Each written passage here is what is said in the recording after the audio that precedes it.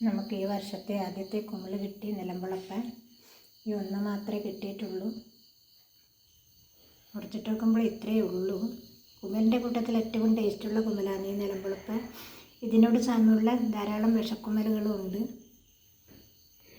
ഈ കുമിളിന് ഞാൻ ഉപ്പ്, മഞ്ഞൾപ്പൊടി, മുളക് പൊടിയെല്ലാം ഇട്ട് കൊടുത്തു. ഈ കുമിളുണ്ടല്ലോ, ഈ നിലമ്പളപ്പൻ കുമിള് വാഴ ഇലയിലിട്ടിട്ട് ഇങ്ങനെ ഇതേ രീതിയിൽ മുറിച്ച് ഇട്ടിട്ട് വാഴ ഇലയിൽ കെട്ടിയിട്ട് ഉപ്പും മഞ്ഞളും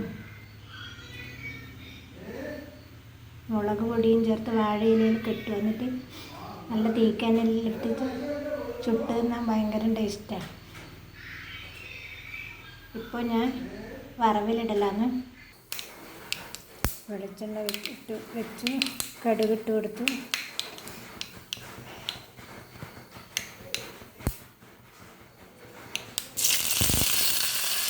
കറിവേപ്പില ഒരു ചെറിയ തേങ്ങയിൽ ഇട്ട് കൊടുക്കണം.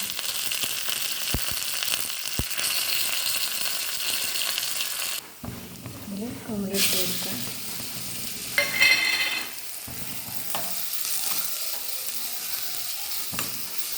സവാള ചേർക്കാം. പക്ഷേ സവാള ചേർത്താൽ ഈ കുമിളിൻ്റെ ടേസ്റ്റ് കിട്ടില്ല.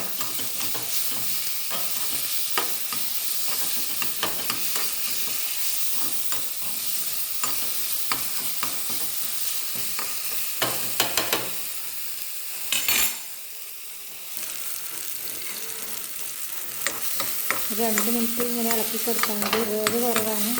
കുമിലിനെ പറ്റി നല്ലോണം അറിയാത്തവർ കുമിൽ കഴിക്കരുത്. ധാരാളം വിഷമുള്ള കുമിലുണ്ട്. നമ്മളെ കുമിളിവിടെ റെഡിയായി.